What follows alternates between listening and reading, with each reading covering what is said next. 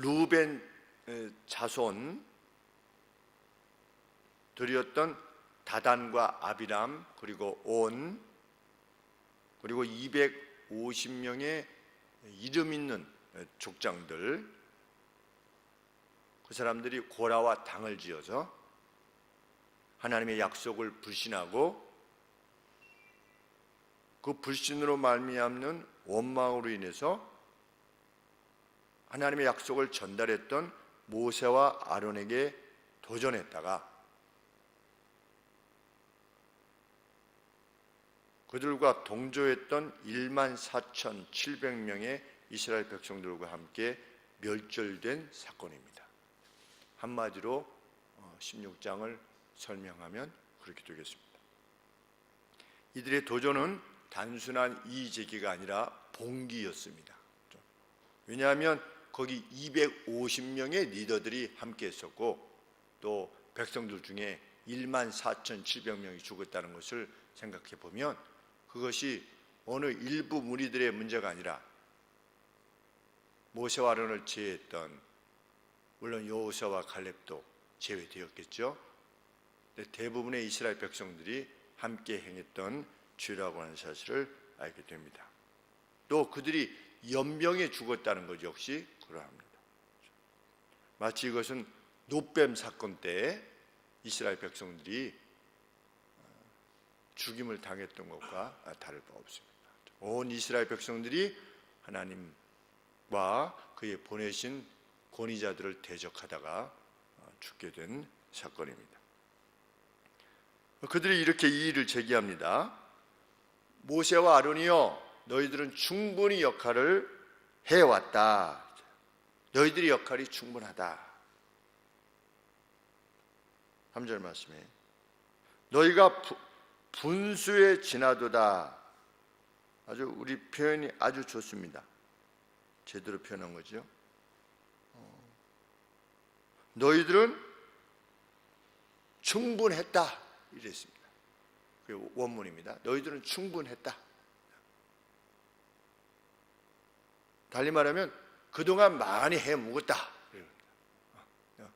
너희들 그동안 많이 해묵지 않았냐, 이런 뜻입니다.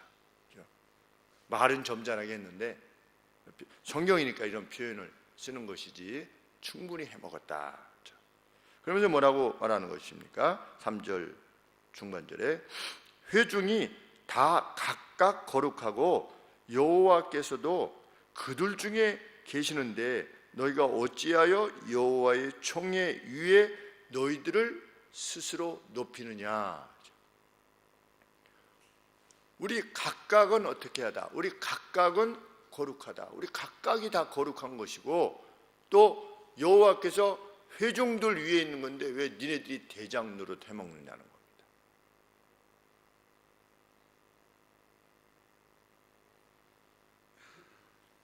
왜 둘이서 영광을 독차지하느냐. 그런데 이러한 이 제기는 일단 그들이 얼마나 은혜를 모르는 자들이었는가 이런 생각을 하게 합니다. 노예 생활을 행하던, 눈물의 골짜기를 행하던 그들을 이끌어내어서 홍해를 건너서 광야로 돌아오게 한 그 모세 그리고 아론의 지도에 대해서 조금만 생각해 보면 자신들이 그 헤드십 문제로 도전한다고 하는 것이 얼마나 악한 일인가 하는 것을 알면서도 그것을 부정하는 것입니다.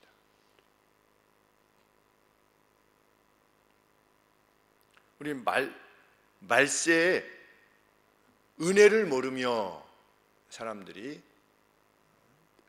자기를 사랑하며 약속을 지키지 아니하며 배약하며 또 은혜를 알지 못하며 그랬는데, 정말 은혜를 알지 못하는 것이 하나님께 대한 은혜를 알지 못할 뿐더러 모세와 아론이 자신들을 위해서 그만큼 희생하고 헌신한 것에 대해서 전혀 마음에 두지 않고 이 악한 짓을 행하고 있는 것입니다.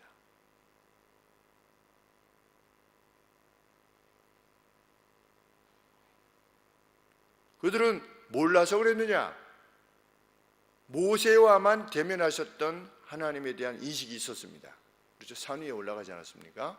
모세가 산에 올라가서 하나님과 1대1로 대면했습니다. 그러면 그 권위가 그에게 주어졌다는 사실을 분명히 인식해야만 했고, 또 모세가 하나님을 뵙고 내려왔을 때 그 얼굴에 영광이 빛났습니다. 그렇죠? 하나님의 영광이 이렇게 투영되는, 죄인은 증거가 없기 때문에 죄악으로 빠지는 것이 아니라 알면서도 악을 행하는 것입니다. 그걸 완악이라 이렇게 말합니다. 하지 않아야 되는지 알면서도 행하는 겁니다. 그것이 죄의 속성입니다. 하나님이 하지 말아라. 오늘도 마찬가지죠. 우리가 무슨 일을 할 때 마음에 하나님께서 하지 마라, 이런 마음을 주십니다. 하지 말아야 되는데 그냥 하는 겁니다. 마음에 뭐가 막 일어날 때 하지 마라, 너한테 안 어울린다, 이렇게 하는데 하는 거죠.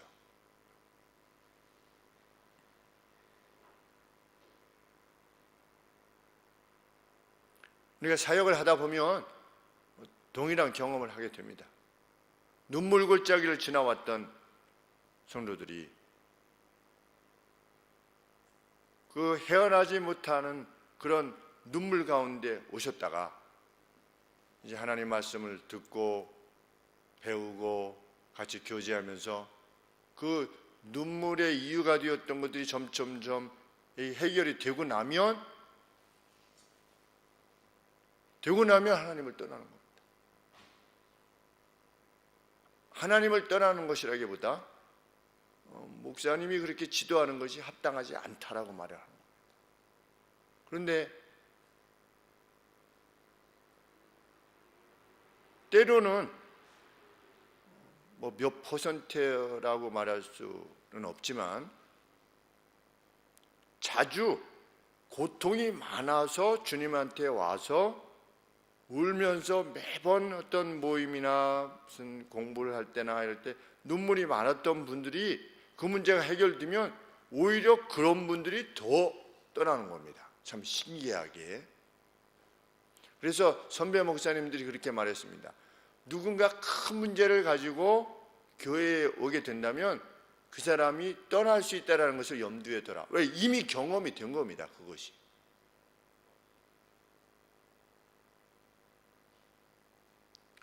목사님을 만난 게 정말 너무나 기쁘고 감사합니다. 이렇게 했던 분이 자주 떠나는 겁니다. 그러니까 그 기뻐하는 그 패션이 열정이 있는 것만큼 또 아니라고 생각이 순간 들면 그게 또 그렇게 드는가 봅니다. 목사님 말씀이 정말 은혜 많이 받았습니다. 제가 아주 긴장이 되는 순간입니다. 야, 이게 조심해야 돼. 왜냐하면 은혜 못 받게 됐다라고 생각되면 어떻게 되는 겁니까? 그런 분은 떠나는 겁니다. 그래서 최근에 한 성도님이 그런 말씀 하셨어요. 저한테. 목사님을 만난 것이 참 기쁩니다. 그래서 그런 분이 많이 떠나셨기 때문에 여간에 그 마음이 변하지 않기를 바랍니다. 그동안에 그러시다가 많이 가셨습니다. 문제가 해결되면.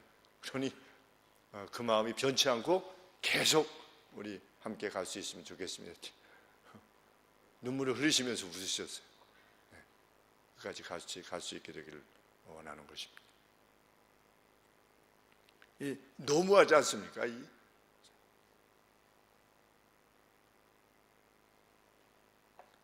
시간을 더 많이 들이면 들일수록 더 그런 거예요. 그 신기하지 않습니까? 전화해서 목사님 지금 만날 수 있습니까? 저녁 12시, 어떨 때는 막 새벽 1시, 목사님 지금 만나실 수 있습니까? 그럼 그냥 나가는 거죠. 자다 말고도 일어나서 나가고. 그런 분들이 그러는 겁니다. 참 신기하죠?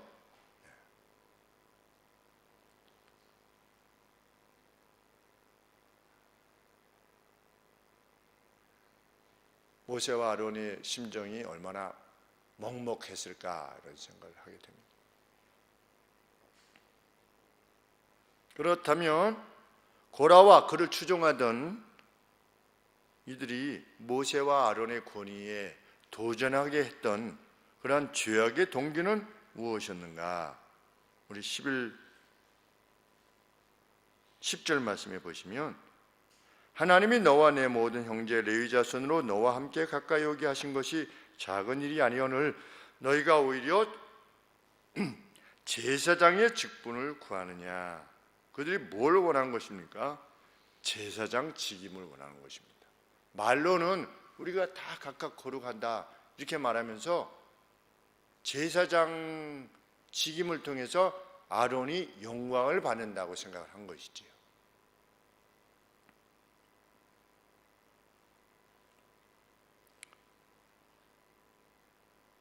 자신들이 헤드십을 구사하기를 원했던 것입니다. 자기들이 대장 노릇하기를 원하는 것이죠. 교회 내의 불평과 원망이 무엇에서 나옵니까? 대부분 자기의 헤드십, 내가 누구 위에 있기를 원하는 겁니다. 내 주장이 더 집행되기를 원하는 겁니다. 그래서 정말 건강하고 성숙한 그리스도인은 듣기를 기뻐합니다. 다른 사람들이 말하는 걸 듣기를, 아니면 묻기를 기뻐합니다. 이러이러한 상황에서 어떻게 했으면 좋을까요? 이렇게 어떻게 생각하세요? 어떻게 했으면 좋을까요? 그리고 그것이 진리의 문제가 아니라면 어떻게 하는 겁니까? 그분의 어떤 길, 그런 것이 따르는 것입니다.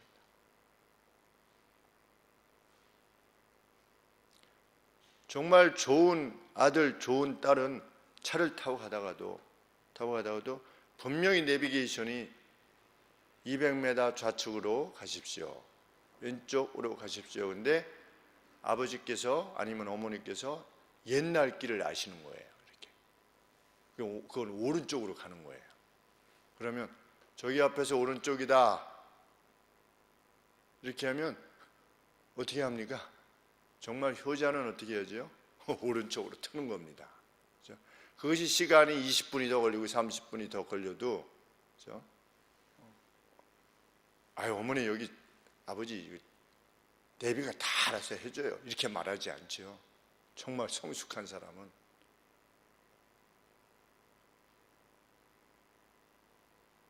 헤드십의 문제에 교회를 해치게 하는 것입니다.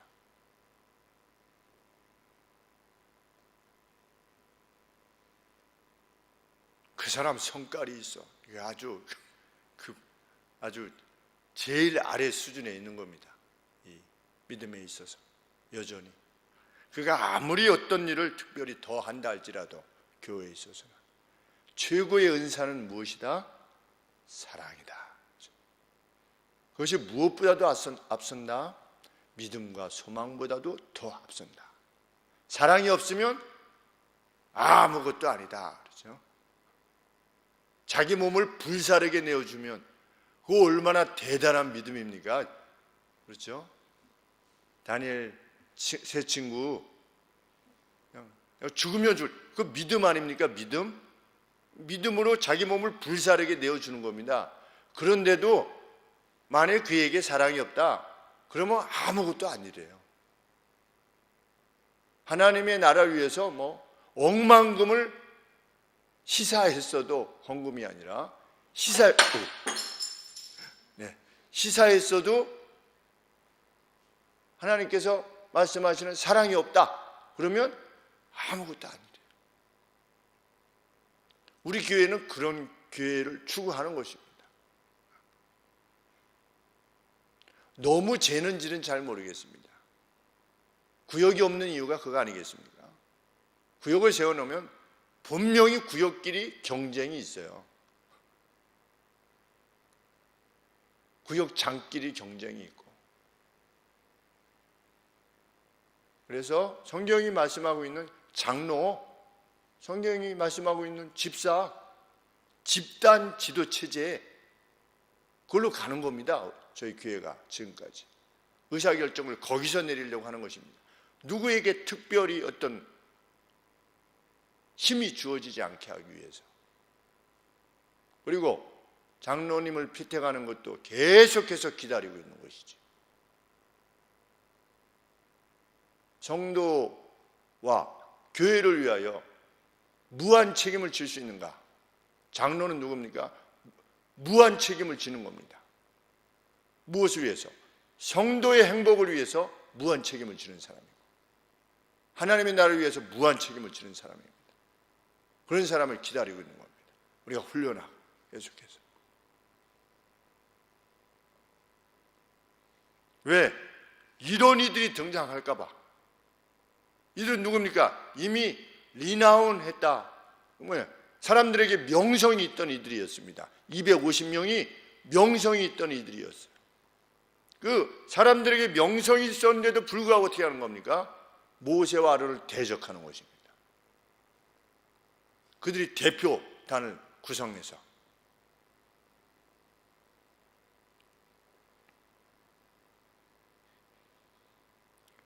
자신들이 헤드십을 행사하기를, 하나님은 레위 지파 중에서 아론의 아들로 하여금 제사장직을 감당하도록 하나님께서 결정하셨는데, 그것을 거부하는데 그 거부하는 주된 이유가 뭐냐? 헤드십을 구사하기 위해서 행하는 것이죠. 이것은 하나님께서 세우신 제사 제도를 멸시하는 것이었습니다.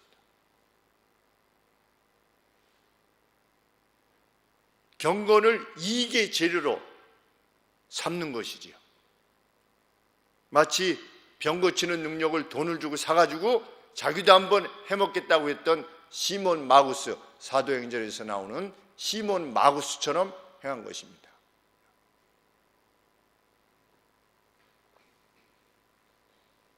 그래서 장로 임직이나 권사님 임직이나 안십사님 임직이나 막 화려하게 하지 않는 이유가 그것입니다.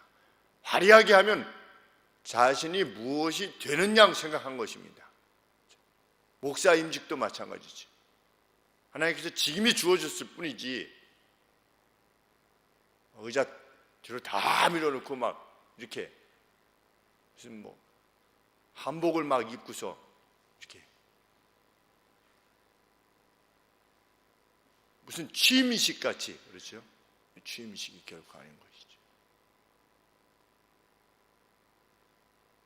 참 감사한 것은, 그래도 제가 자랐던 화성교회 지난 월요일 날 거기에서 사역하시는 젊은 목사님을 뵀는데 정말 너무 좋다. 화성교회 너무 좋다. 제가 그랬어요. 요즘 교회 같지 않지요? 그랬더니 네. 규모가 상당히 컸는데도 불구하고 무슨 조직으로 이끌어 가려고 한다든지, 무슨 회사에 무슨 저기처럼 뭐 이사 있고 뭐 무슨 경영진 있고 뭐 이렇게 한 것이 아니라 그냥 따스하지요. 옛날 교회 같죠? 그때 네, 그렇게 그럴 겁니다. 장영재 목사님, 이하 김경 목사님도 그렇게 그 정신을 가지고 이끌어 가셨기 때문에 그럴 겁니다. 아주 행복해 하시는 모습으로 이렇게 말씀을 하신 것을 듣고, 아, 그렇구나, 여전히 그런 생각을 하게 되었었습니다. 우리 교회도 그 뿌리가 거기 있는 것이죠. 신앙적 전통의 뿌리가 거기 있는 것입니다. 이들이 도전했던 또 다른 이유는 12절 13절에 보시면, 13절에 특별히 네가 우리를 젖과 끓이 흐르는 땅에서 인도하여 광야에서 죽이려 함이 어찌 작은 일이기에, 너희들 말을 따르면 어떻게 될 것이다? 우리가 죽게 될 거다.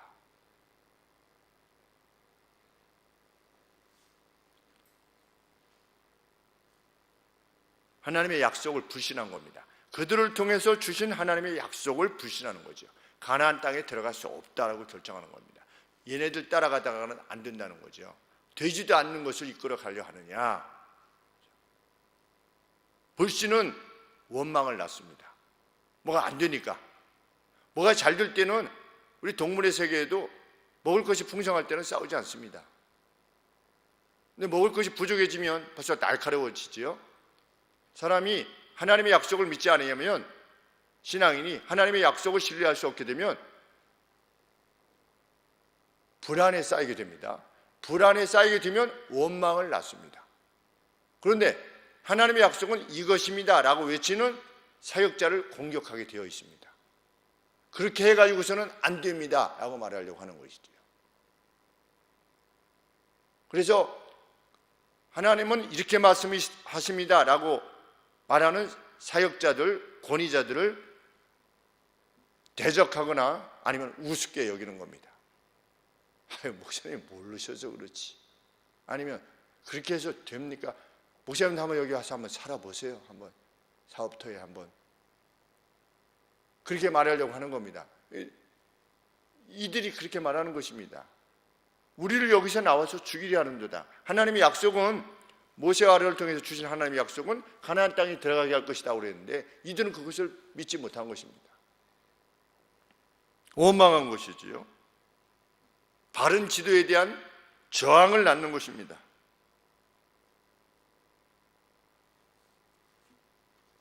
우리 그리스도인들은 투기하면 안 됩니다. 그랬더니 우리나라는 민주주의입니다. 자본주의입니다. 이렇게 답변하셨던 장로님이 계셨습니다.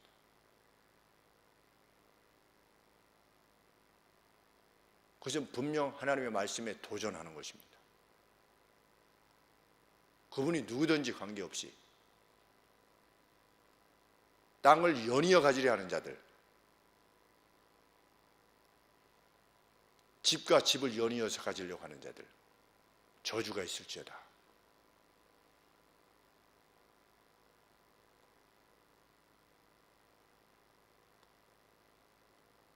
우리 그리스도인들이 대박을 쫓아서 행하는 것 하나님께서 참으로 좋아하시지 않습니다 라고 말씀드릴 때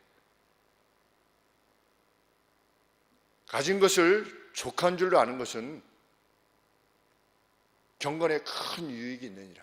더 많이 쌓으려 하지 않고 현재 하나님께서 주신 것 그것을 위해서 먹을 것과 입을 것이 족한즉 참 만족해하는 그러한 삶을 우리가 살아야 됩니다 라고 하게 될 때 그것에 대해서 누군가 도전한다면 그것은 고라와 또 루벤 자손들 그들의 태도와 다를 바가 없을 것입니다. 그것은 큰 교회에서 외쳐지건 아니면 5명, 10명 앞에서 외치는 외침이든 동일한 하나님의 외침입니다. 마지막으로 권위에 대한 도전을 가능하게 했던 것이 무엇인가 생각해 볼 때에 족보에서 찾을 수 있을 것이라 이렇게 여겨집니다. 고라는 누구냐? 다름 아닌 모세와 아론의 사촌입니다.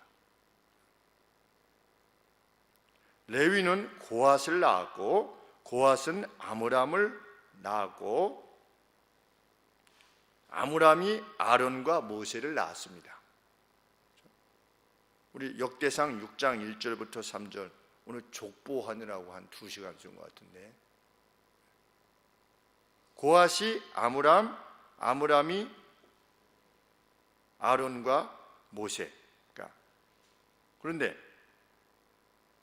고라는 아므람의 그 고앗의 아들이었던 이스알의 아들입니다. 그러니까 고앗이 아므람도 낳고 이스알을 낳았는데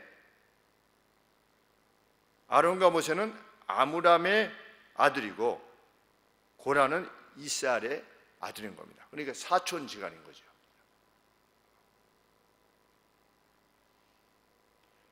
모세의 누이 미리암이 모세에게 도전했었습니다. 누이니까.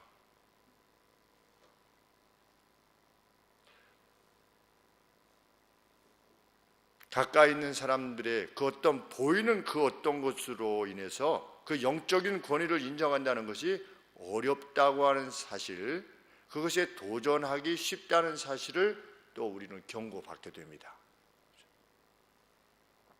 예수님께서도 말씀하셨죠. 선지자가 제 고향에서 대접을 받지 못한다. 우리는 여기서 어떤 교훈을 얻게 되는가? 권위를 논함에 있어서 그가 누구냐가 중요한 것이 아니라 그에게 누가 권위를 주었는가 하는 것이 더 중요하다는 거죠. 그에게 권위를 부여한 이가 누구냐는 겁니다. 저 목사님 말도 좀 어리숙하고 좀 배운 것도 좀 그런 것 같고 좀 어떻게 잘할 때 좀 못 배웠나 봐. 그러면 이게 뭔가 좀 무시하게 돼요.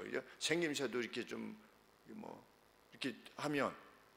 그런데 그 목사님이나 멋지고 잘생기게 얼굴이 수려하고 또 학식도 뛰어나고 이런 분이나 같은 노예에서 안수를 해서 권위가 부여됐다면 우리는 어떻게 해야 되는 겁니까?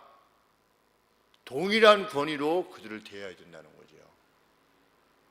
특별히 그들의 입에서 나오는 하나님의 말씀이 정확한 하나님의 말씀이라 할 것 같으면 그가 누구든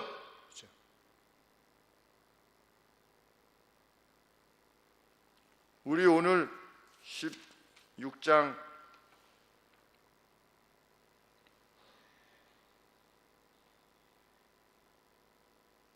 38절에 보시면 사람들은 범죄하여 그 생명을 스스로 해하였거니와 그들이 향로를 여호와 앞에 드렸으므로 그 향로가 거룩하게 되었나니. 그러면 이 향로를 가지고 온 사람들은 누굽니까? 250명의 모세와 아론을 대적하였던 이들이 가지고 나왔던 향로 아니겠습니까? 그렇죠? 근데 이 향로가 무엇을 위해서 어떤 용도로 쓰여졌습니까? 하나님 앞에 제사하는 용도로 사용됐어요. 그러면 향로 자체가 거룩하고 거룩하지 않고가 있습니까? 없지 않습니까? 그런데 심지어 악한 자가 가지고 나왔어도 하나님 앞에 쓰임을 받게 되었을 때 그 향로가 거룩하니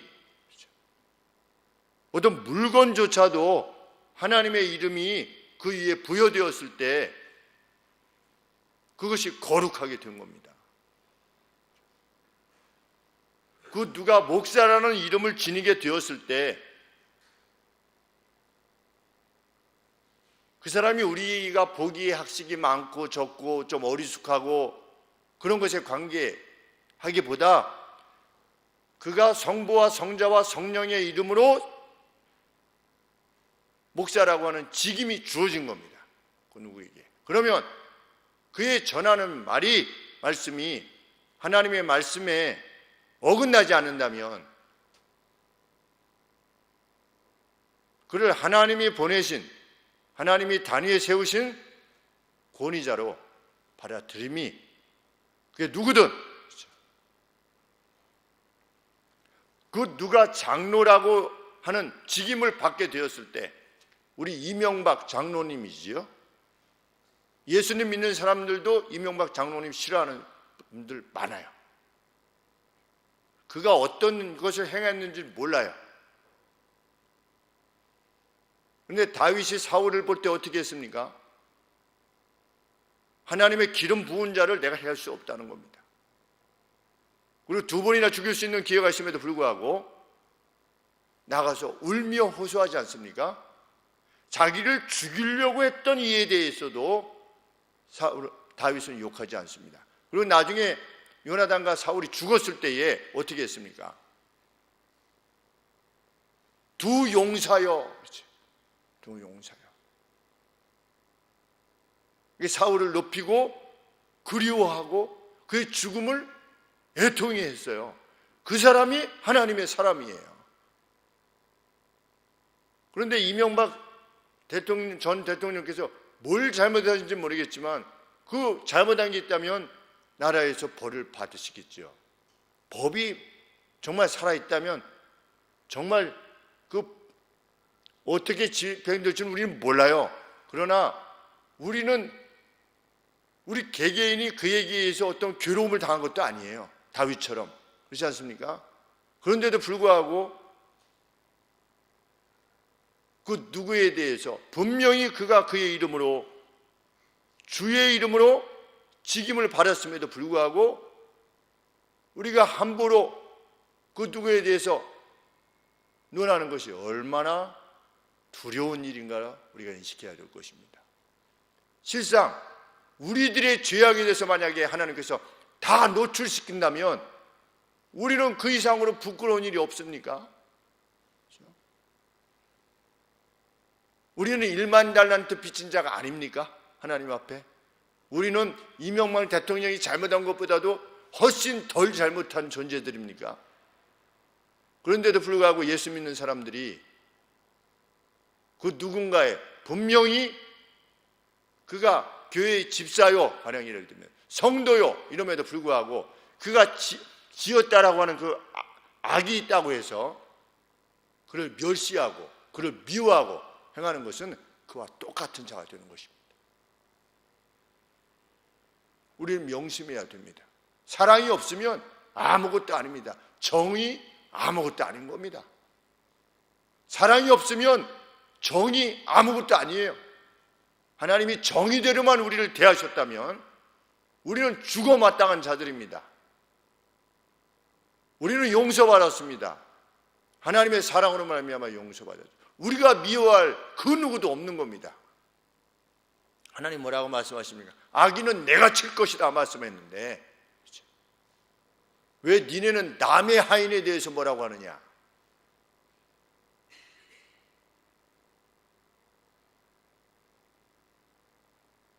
참 이것이 진리의 말씀입니다. 진리의 말씀인데 목사님은 우파군요 이러면서 떠난 분들이 계세요.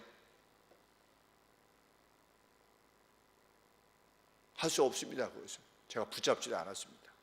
진리의 말씀이 외쳐지는데 그것을 반박할 성경 말씀을 대라면 대서 이것이 하나님이 원하시는 바가 아닙니다 라고 한다면 그거 오케이지요. 목사가 수정할 이유가 있죠. 왜? 미처 살피지 못한 부분이 있어. 성경 말씀이 있어서 아 내가 몰라서 그랬구나. 만약에 그런다면 세상의 정의 가진 자의 정의죠. 늘 그렇지 않습니까? 세상의 정의는 늘 잡은 자, 세력을 잡은 자의 정의지요. 우가 잡든 좌가 잡든 항상 그렇지 않습니까? 근데 우리가 흔들리는 것입니다. 그리스도인들도 자기가 자기의 성향에 따라서 얼마나 참 두려운 일인지 알 수 없습니다.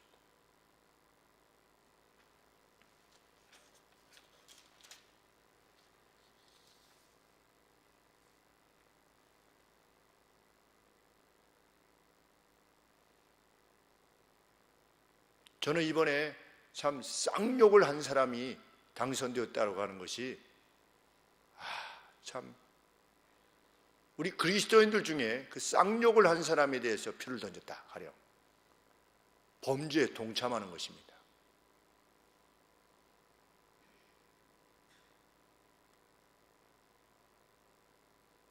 성경은 장로를 피택할 때 교회 내에서의 장로를 피택할 때 교회 외적인 사람들에 대해서도 우리가 동일한 원리를 집행해야 될 것입니다. 그건 누구입니까? 외부로부터도 존경을 받는 사람. 그 상대도 외부로부터 존경을 받지 못하지 않느냐? 그러나 그 개인이 어떤 명백한 죄를 행했어요. 명백한 하나님께서 하나님이 원하시는 자는 리바일 하는 자가 아니다. 그렇죠? 후욕하지 아니하며 욕하지 아니하며 이렇게 되어 있습니다. 리바이라고 하는 것은 아주 쌍욕을 말하는 겁니다. 하나님의 사람은 후욕하지 아니하며 그러면 우리가 어떻게 후욕하는 자에게 표를 던질 수가 있습니까? 믿지 않은 사람들은 세상의 정세에 따라서 뭐 이럴 수도 있고 저럴 수도 있습니다. 그 사람이 더 잘 살게 해준다, 무슨 산업을 일으킨다 그렇게 말할 수 있습니다. 그러나 명백한 것은 우리가 그의 행함이 명백한데도 불구하고 그 다른 요소들로 말미암아서 그것이 뭐 경제적인 이유든 무슨 뭐 인권의 문제든 그들이 말하는 정책 이것과 관계없이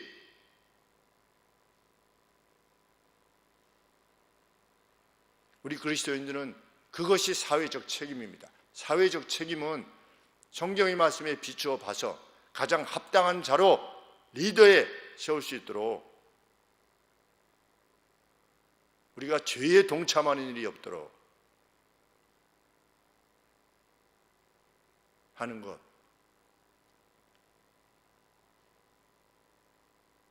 정말 심각한 방향으로 특별히 동성애 문제가 흘러가고 있음에 대해서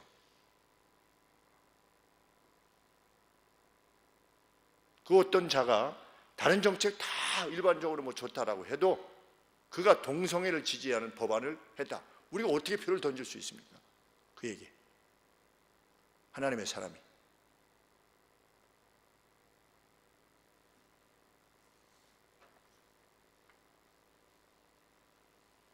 왜 제가 이런 말씀을 드리느냐?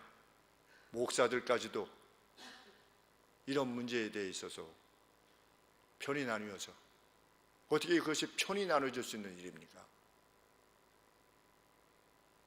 하기야 뭐 너희의 교회의 일로 세상 법정에 나가지 말라고 하는데 요새 세상 법정으로 나가는 교회들 많이 있지 않습니까? 하나님의 법이 명백히 있는데도 그렇게 하는 겁니다. 여러 사람이 있을 때 방언하지 말라고 했는데도 어제 한 자매님을 만났습니다. 우리 자매님이 한번 만나자고 해서 만났는데 누가 이렇게 해서 혹시나 해가지고 이제 예수님 믿지 않다가 내가 한번 교회 한번 가봐야 되겠다 고 갔는데 그냥 방언하는 것을 보고 놀래가지고 어렸을 때 더 이상 못 갔다는 겁니다. 야 이게 뭐야 이게. 그래서 제가 어제 그랬습니다. 지연자매님도 그러고 성경에서 하지 말라고 그랬어요. 그런데 그냥 하는 겁니다. 그냥 하는 거예요. 성경이 하지 말라고 그러는데도. 그 성경이 그래서 그것까지 이제 소개했습니다.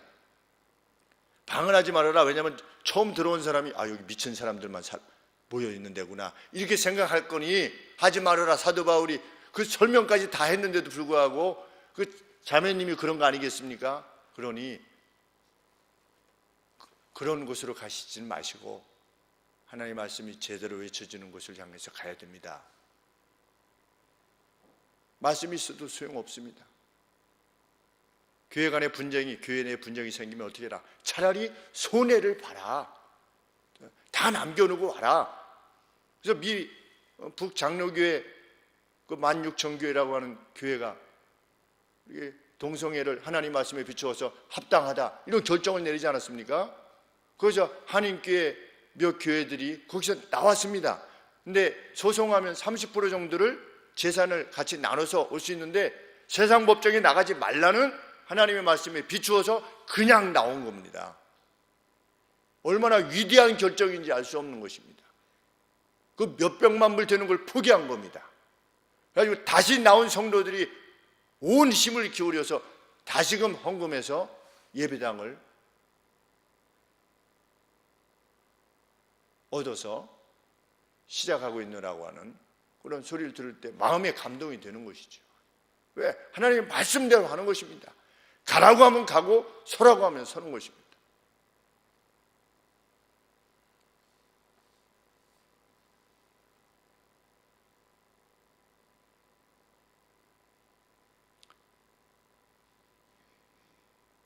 고라는 모세를 사촌 정도로 이해했겠죠. 미리암이 모세를 자기 동생으로 이해했듯이.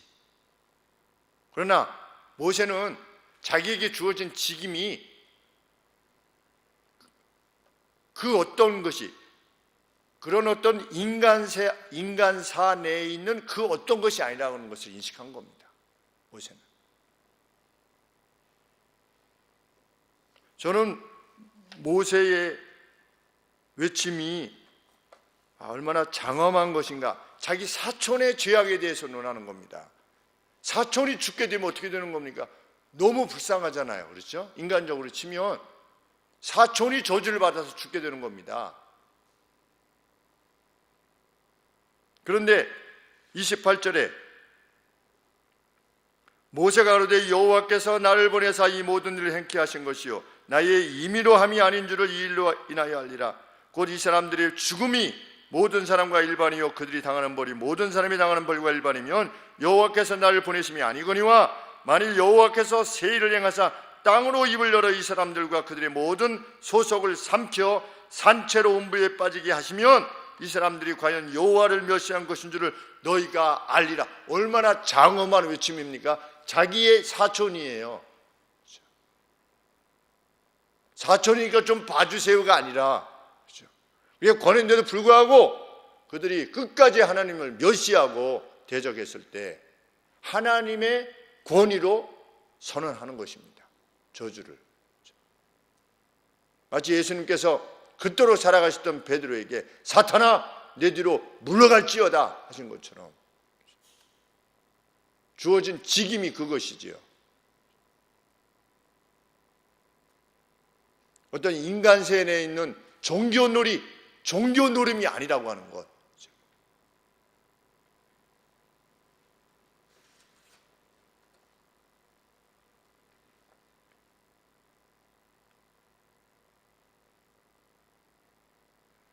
그렇게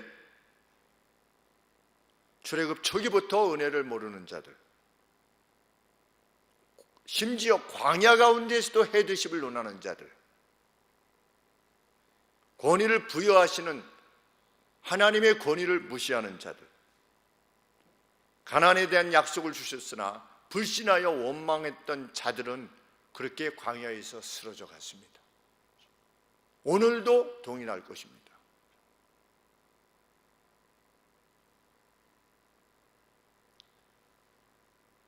영적 지도자된 이가